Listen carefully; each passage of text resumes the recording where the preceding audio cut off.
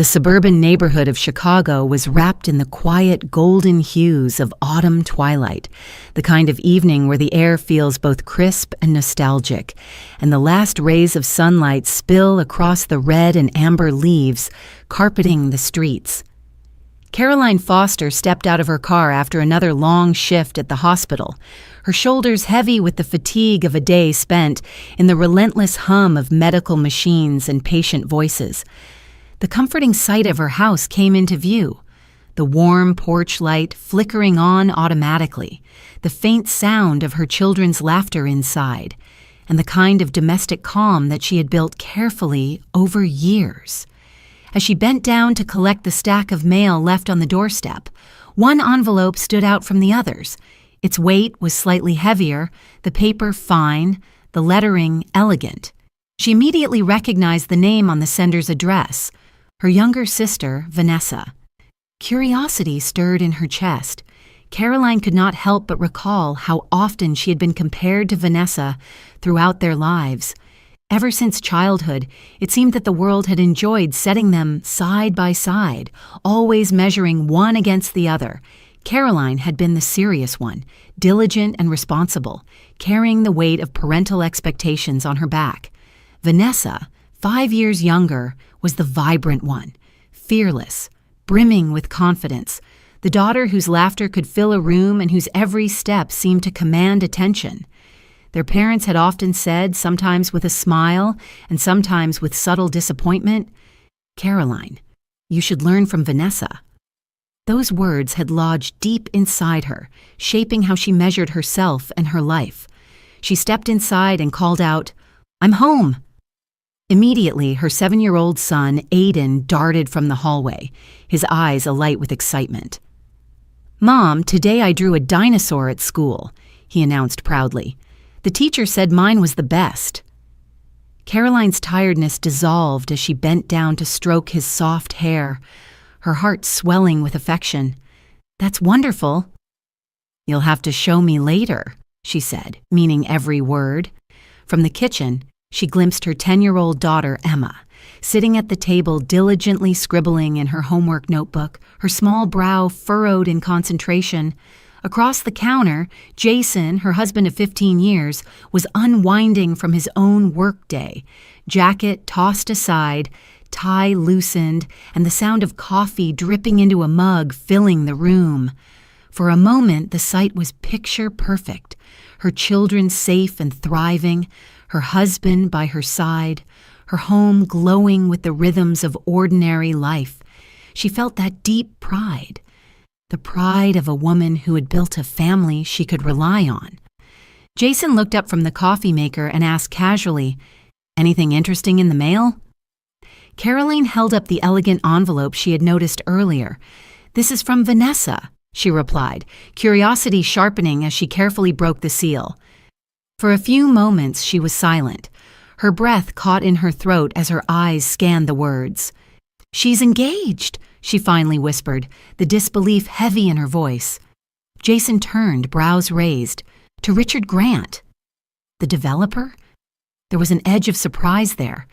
Richard was a man of reputation, wealthy and well-known in local business circles, his face sometimes appearing in real estate magazines or in community news features about luxury developments.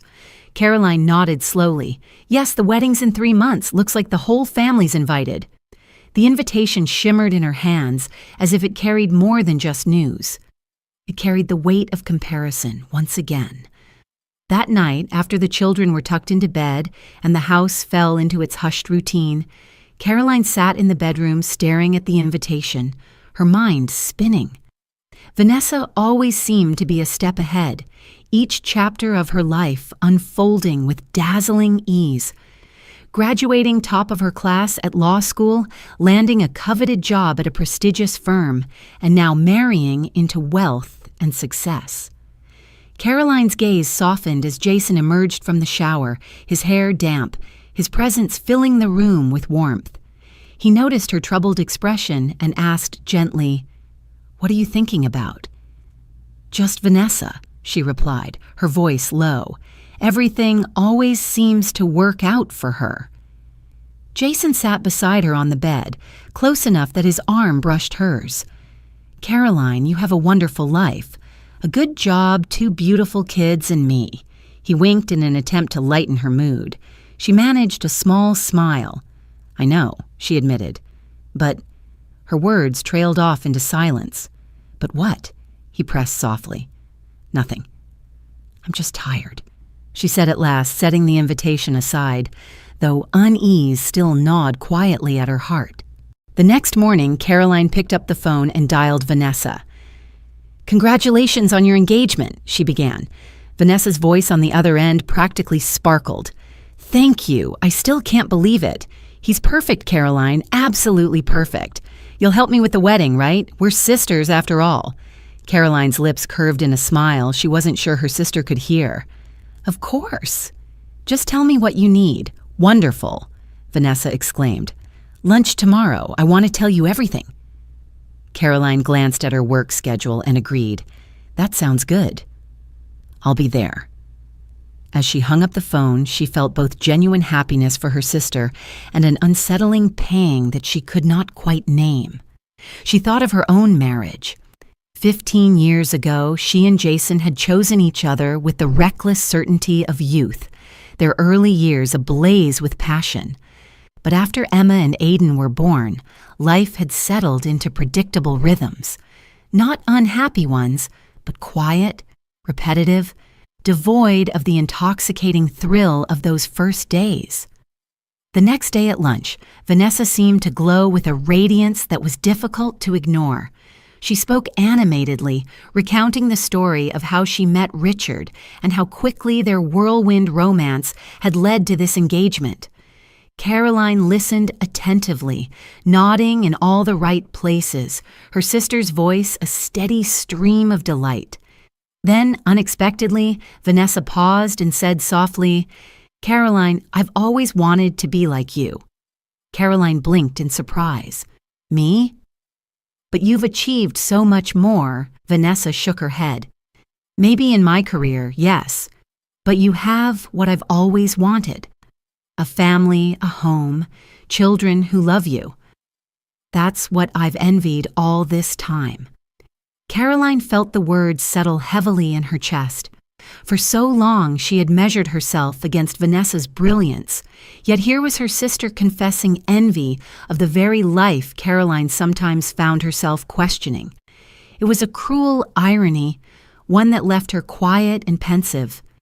In the weeks that followed, Caroline found herself pulled into the whirlwind of wedding preparations, balancing them with her hospital duties and family responsibilities. She reminded herself that she was doing this out of love for her sister, even as her own unease deepened. One night, as she tucked Aiden into bed, he looked at her with wide, earnest eyes and said, "Mom, I don't like Uncle Richard." Surprised, Caroline smoothed his hair back and asked gently, "Why not, sweetheart?" His small voice carried a weight far beyond his years. "Because he always hides his phone when I walk in the room, like he's doing something bad." Caroline chuckled softly, brushing off his concern. "I'm sure that's not it. Uncle Richard is a very busy man. He deals with important things. It's just your imagination." But Aiden's skeptical eyes lingered on her face, and though he didn't argue further, Caroline felt a flicker of unease. Children had a way of noticing things adults overlooked. That same evening, Caroline returned home to find Jason in the living room, his voice low and hurried as he spoke into his cell phone. When she stepped into the room, he abruptly ended the call. "Who was that?" she asked, her tone curious but cautious. Jason rubbed the back of his neck, avoiding her gaze. "Just a work call," he said quickly. "Sorry I'm late." The projects running behind Caroline nodded slowly, but she had noticed the frequency of these late nights, the sudden weekend emergencies, the tension that seemed to thread through his voice. She reminded herself it was likely nothing. The stress of work, the weight of wedding preparations, her own imagination playing tricks. After all, they were happy, weren't they? The day before the wedding, the hotel lobby buzzed with last-minute arrangements and frantic energy. Caroline had just wrapped up a final meeting with the hotel staff when she glanced through the glass doors leading to the parking lot and froze. There was Aidan circling Richard's sleek luxury car with a look of determination etched on his small face. He leaned toward the tinted windows, peering in as though searching for something. Alarmed, Caroline rushed outside. "Aidan!" "What are you doing?" He spun around, startled. "Mom, I was just checking something." "Checking what?" she pressed, concern sharp in her voice. He kicked at the ground, mumbling, "Nothing." Caroline exhaled slowly, torn between suspicion and the instinct not to push too hard. It's time to head back. "We have the rehearsal dinner tonight." She guided him gently back inside, the unease nesting deeper in her chest. The rehearsal dinner that evening unfolded smoothly enough, with relatives from both families laughing, toasting, and savoring the celebratory mood. Yet Caroline's attention kept drifting. She watched Jason check his phone repeatedly, his expression tightening each time, until finally he excused himself from the table to take a call. When he returned, she asked lightly, "Is everything okay?" "Just a small problem at work," he said, brushing it off. "I need to handle it tonight." Caroline's disappointment was a sharp ache, though she swallowed it down. "The wedding is tomorrow," she reminded him. "I know. I'll be back in a couple of hours." As always, she nodded, giving him the benefit of the doubt. Later that night, back in their hotel room, Emma was absorbed in her tablet, but Aidan sat quietly on the edge of the bed, his chin resting on his knees, his small frame tense. Caroline sat beside him. "What's wrong, honey?" He looked at her solemnly. "When's Dad coming back?" "As soon as he finishes his work," she reassured. But then, with hesitation, he whispered, "Mom, is Uncle Richard a good person?" Caroline blinked in surprise. "Of course. Why do you ask?" He shook his head quickly. "Never mind." Caroline kissed his forehead, urging him toward sleep, though unease now coiled tightly inside her. The hours stretched thin as Caroline sat awake in the dim glow of the hotel room lamp, waiting for Jason to return. She had dialed his number several times, only to be met with the hollow monotone of voicemail. Anxiety gnawed at her, each tick of the clock amplifying the sense that something was slipping further out of her control. At last, near midnight, the door creaked open. Jason stepped inside, shoulders slumped, his expression a mixture of fatigue and unease. "Sorry, I'm so late," he murmured, his tie loose and his shirt collar damp with sweat. "The problem was more complicated than I expected." Caroline studied his face carefully. He looked not only tired, but strangely unsettled, as though carrying more than just the weight of work. "Is everything all right?" she asked quietly. "Yes," he replied too quickly. "We managed to resolve it." He forced a tired smile, but it barely reached his eyes. Caroline hesitated, then said softly, "I was waiting for you." He nodded, avoiding her gaze, urging her toward sleep. But long after Jason closed his eyes, Caroline lay awake, staring at the ceiling, her heart uneasy with questions she could not yet voice. The morning of the wedding dawned in a haze of rushing preparations. The hotel corridors pulsed with activity, staff carrying bouquets and trays, guests dressing in their finery, and the air itself seemed alive with anticipation. Caroline, clad in her bridesmaid dress, hurried to Vanessa's room. Inside, Vanessa was radiant, her wedding gown glowing like fresh snow in the morning light. Her face was luminous with joy, and her eyes shimmered with unshed tears. "I can't believe this day has come," Vanessa whispered, gazing out the window at the skyline beyond. She turned and took Caroline's hands. "Thank you for everything." "This day wouldn't have been possible without you." Caroline embraced her sister, her voice warm yet tremulous. "If you're happy, that's all that matters." And yet, even in that tender moment, shadows of doubt lingered in her chest, threatening to dull the joy around her. The ceremony itself was flawless, almost cinematic in its perfection. Rows of guests smiled beneath the glimmer of chandeliers. Music soared in elegant harmonies, and Richard's expression as he watched his bride was one of deep, unquestionable love. Caroline sat among them, her children by her side, forcing her face into a mask of calm while her heart churned beneath. She glanced at Jason several times across the aisle. At first it was just a look, but then something caught her eye, the way he exchanged a glance with Vanessa, the brief flicker of connection that seemed to pass silently between them. Once she thought she even saw him wink. Was it friendly, familial, or something more insidious? She shook her head, chastising herself for letting her imagination run away. But when she looked again, she caught Aiden seated quietly, pulling out his small smartphone and filming discreetly. Aiden, who usually had little interest in gadgets, now seemed strangely intent. Caroline signaled to him with her eyes, silently telling him to put it away, but he only looked at her for a moment before returning his gaze to the screen, his tiny face serious and oddly determined. The reception hall later brimmed with music, laughter, and the clinking of glasses. Caroline kept up appearances, her smile painted carefully, though unease gnawed at her with each passing hour.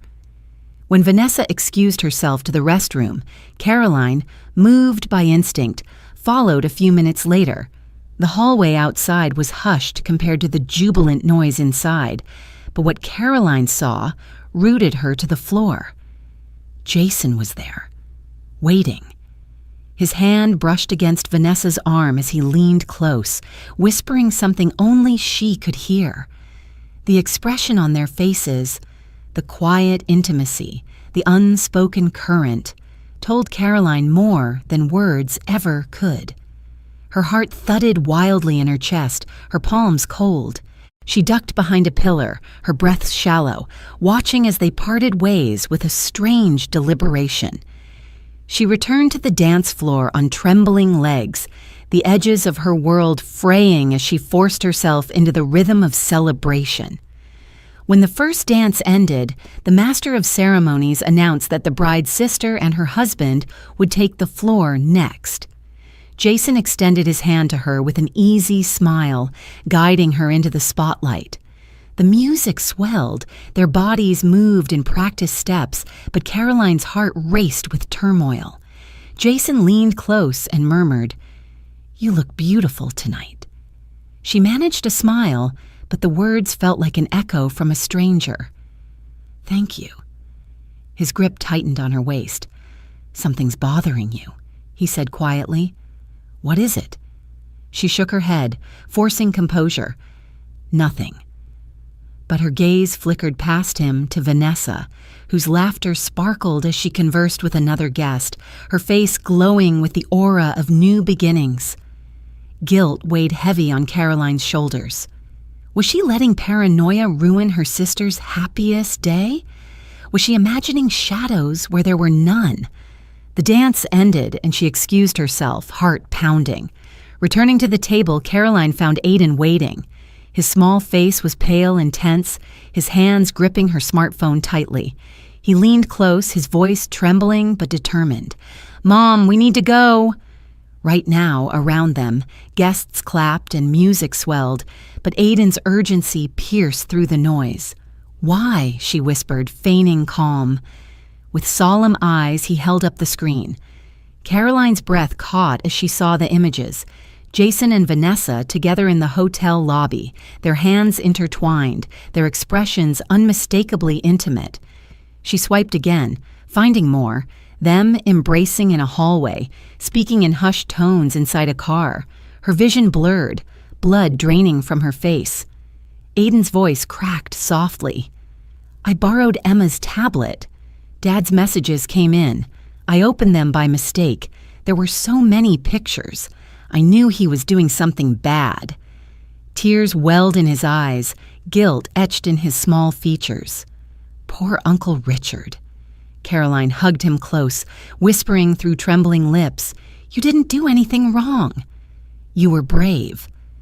Her mind reeled, but clarity cut through. She could not stay silent. With her son's hand in hers, she made her way through the crowd, searching for Richard. They found him near the corner of the hall, speaking with business associates. Caroline steadied her voice, asking him quietly to step outside. The three of them slipped into the cool night air of the hotel garden, the muffled music and laughter drifting behind them. Her throat tightened, but she forced the words out. "Richard, I need to show you something. It's painful, but you have the right to know." She handed him the phone. His eyes scanned the photos, confusion hardening into fury, his breath sharp with betrayal. "How long?" he asked hoarsely. "I don't know," she admitted, her voice breaking, "but it's been going on for years." Aiden stumbled across it. He thought you should know silence stretched as Richard absorbed the truth. Then he looked at Aiden, his anger softening briefly. "You're brave," he said quietly, ruffling the boy's hair. The sound of footsteps behind them shattered the moment. Vanessa and Jason appeared, their faces startled, their eyes darting to the phone in Richard's hand. "What's going on?" Vanessa demanded.